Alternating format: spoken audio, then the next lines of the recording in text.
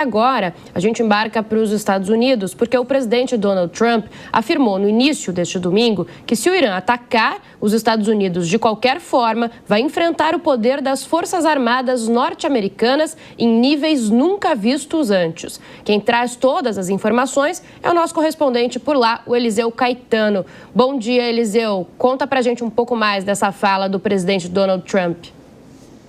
Oi, Bia, bom dia para você, para o Donato e para todos que nos acompanham. A gente fala ao vivo, direto dos Estados Unidos, 7 horas da manhã, com 31 minutos neste momento na costa leste do país. Temperatura aqui no sul da Flórida na manhã deste domingo, na casa dos 24 graus Celsius. Estamos acompanhando desde a madrugada de quinta para sexta-feira todos os desdobramentos e, obviamente, as repercussões do enfrentamento de Israel contra o Irã, do aumento das tensões, não apenas militares, mas também políticas lá no Oriente Médio e, claro, como não poderia deixar de ser, aqui nos Estados Unidos. Como o professor Marcos Vinícius estava falando, os Estados Unidos são um dos grandes mantenedores de Israel militarmente e também financeiramente. E por isso, aquilo que acontece lá no Oriente Médio repercute praticamente que imediatamente aqui em território americano. O governo dos Estados Unidos, na manhã deste domingo, mais uma vez reafirmou, ressaltou o seu compromisso de manter apoio a Israel, mas negou, Bia, participação nos ataques. E, de uma maneira ou de outra,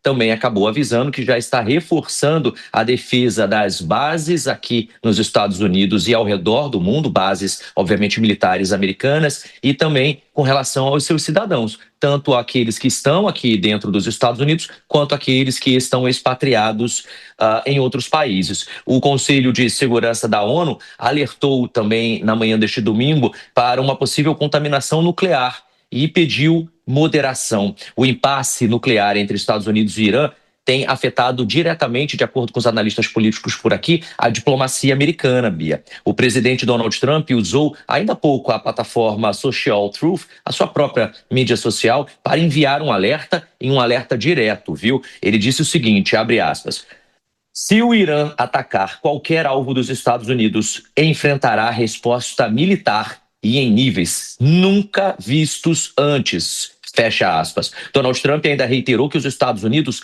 não participaram diretamente dos ataques israelenses, mas reafirmou que vai manter, sim, total apoio a Israel e exige que Teherã pare os contra-ataques, abre aspas, antes de não sobrar nada. Fecha aspas. O secretário de Estado norte-americano Marco Rubio, que é ex-senador, também já se posicionou publicamente afirmando que Israel atuou de forma independente, que os Estados Unidos não estão envolvidos nesses ataques e que a prioridade dele neste momento é proteger as forças americanas na região. Ele ainda disse que o Irã não deve mirar em interesses ou em pessoal dos Estados Unidos. O McCoy Pitt, que é representante americano na ONU, confirmou que Washington foi informada previamente sobre as ações israelenses ontem durante uma reunião de emergência no Conselho de Segurança da Organização das Nações Unidas, lá em Nova York. Ele disse que Washington foi informada sobre essas ações israelenses e defendeu o direito de legítima defesa de Israel, alegando que o Irã, que o Irã poderia sofrer consequências gravíssimas.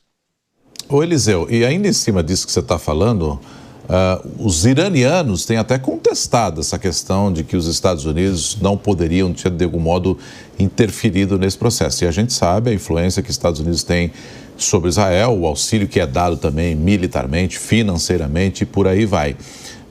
E isso as autoridades iranianas têm contestado, né? Se sabiam, por que pelo menos não tentaram impedir? Por que o Trump não entrou um pouco mais efetivamente em ação para barrar a ação do Netanyahu, né?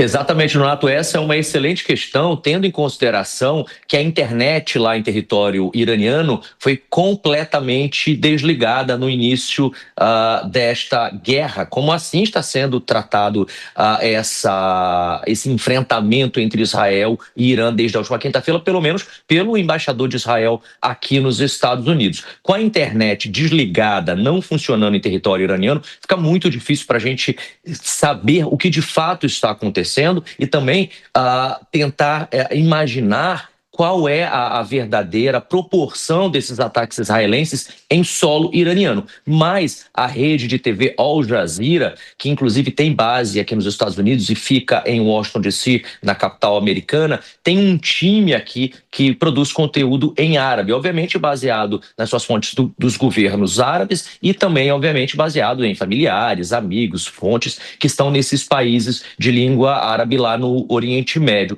Eu conversei essa manhã com um repórter da Al Jazeera Mubarak, que é exatamente a Al Jazeera em árabe e não a Al Jazeera em português ou em inglês, e ele estava me dizendo o seguinte, que inclusive esse tema que você levantou, Nonato, é capa de um dos principais noticiários de iranianos, de Teherã, hoje, e é matéria lá na Al Jazeera, porque o governo do Irã teria, segundo ele, declarado nesse domingo que possui, sim, evidências significativas. Essa é a frase, essas são as palavras, evidências significativas de que os Estados Unidos participaram ativamente, Nonato, do ataque conduzido por Israel contra as instalações nucleares iranianas nos últimos dias. Essa denúncia, inclusive, feita pelas autoridades iranianas para a mídia árabe, tem sido repercutida sem parar aqui nos Estados Unidos, porque a Al Jazeera acabou sendo essa grande fonte, essa ligação, né, entre o Ocidente e o Oriente. Segundo o porta-voz do Ministério das Relações Exteriores do Irã, o Nasser Kanani, ele deu uma entrevista agora há pouco para a Al Jazeera dizendo que o material que Teherã tem em posse inclui comunicações interceptadas, movimentações logísticas e provas de apoio estratégico norte-americano à operação israelense, que atingiu, segundo ele, pelo menos 3 bases militares e um centro de inteligência iraniano em território sírio e também nas proximidades de Teherã. O governo norte-americano ainda não respondeu oficialmente esta acusação direta, mas as autoridades ouvidas de forma anônima pela imprensa americana aqui classificaram a declaração como infundada e parte de uma estratégia política de desinformação e de distração. A gente vai aguardar, então, o posicionamento oficial norte-americano. Eliseu, obrigada pelas suas informações. Você continua aqui atualizando para a gente essa informação importante. E agora a gente volta a falar, então, com Fabrício Naitsky. Fabrício, é uma informação realmente relevante? O que isso pode mudar, inclusive, de tentativas de retomar negociações sobre acordo nuclear, né, do Irã e Estados Unidos? Isso complica a relação entre os dois países, né? Complica, mas não era completamente inesperado, Bia. A gente precisa distanciar aqui expectativas e realidades, o que é política real e o que não é. No caso, Israel dificilmente agiria dessa forma sem a anuência dos Estados Unidos, sem uma declaração de apoio dos Estados Unidos. Israel não pode agir pelas costas dos americanos, porque sabe que são os americanos que os financiam. E se os Estados Unidos estavam em negociações com o Irã, certamente houve alguma sinalização dos americanos de que poderia sim ser realizado um ataque como esses. Dificilmente aconteceria o contrário, sem o apoio declarado de Donald Trump. Agora, isso do lado de dentro da porta. Do lado de fora é uma outra questão que dificilmente será comprovada, podemos dizer assim, que dificilmente os Estados Unidos vão confirmar ou que a gente vai conseguir ter a certeza absoluta disso. Então, é uma maneira dos Estados Unidos se resguardarem, tirarem o time deles de campo, se afastarem um pouco desse conflito para não ter esse envolvimento direto, um risco de um ataque direto do Irã, que poderia alegar, num caso desses, que estava também sendo atacado pelos americanos e tentar retaliar em solo americano. Essa é uma questão. A gente tem algumas informações que chegam do Oriente Médio nesse momento. O governo de Israel proibiu que cidadãos israelenses que estejam na Jordânia e no Egito retornem ao país por vias terrestres. Eles classificam a Jordânia e o Egito como 2 países no nível 4 de alerta, ou seja, um alerta de perigo, de classificação de perigo. Pede que os seus cidadãos nesses 2 países deixem essas regiões imediatamente, mas que não retornem para Israel por terra, que busquem ir para outras regiões ao redor do mundo. Há pouco também a gente gente ouvia o professor Marcos Vinícius falando sobre a questão, o objetivo de Benjamin Netanyahu nesse conflito, envolvendo possivelmente uma troca de regime no Irã, algo que tentaria colocar em xeque um regime que vem desde o final da década de 70, mas a gente sabe que isso muitas vezes acaba se tornando uma grande espiral de violência. Ou seja, você troca um regime, e existe essa possibilidade sempre de uma troca de regime no Irã, até porque há oposição no Irã ao regime do Ayatollah Ali Khomeini. Porém, é uma oposição que continua sendo contra Israel. Não significa que Netanyahu trocaria um governo que o detesta por um governo que o adore. Muito pelo contrário. E a gente sabe que, historicamente, até tratávamos disso aqui ao longo da semana no Jornal da Manhã, essa possibilidade de você aniquilar um grupo terrorista, o que você considera como terrorista, com auxílio de outros grupos, costuma acabar sendo ruim no longo prazo.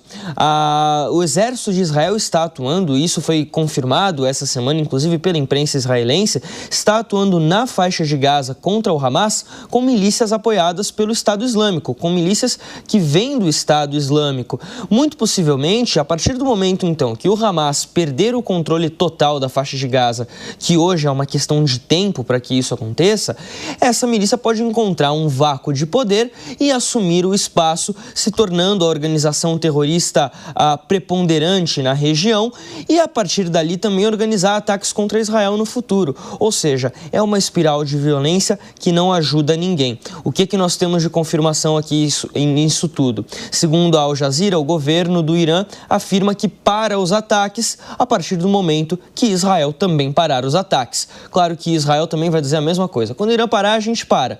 Mas essa espiral de violência só quebra, só acaba quando um deles interrompe esse ciclo. É isso, Fabrício Naitz, nosso editor de internacional, trazendo essas informações. Fora que uma troca de regime também precisa combinar com os iranianos, sabe? Se eles querem sair da teocracia, voltar, por exemplo, ao que era no período do Shah Reza Pahlavi, em que era ocidentalizado, tinha muita gente que criticava também. Então, é algo muito complexo essa história de você mudar o regime de outro país de maneira unilateral. Obrigado, Fabrício.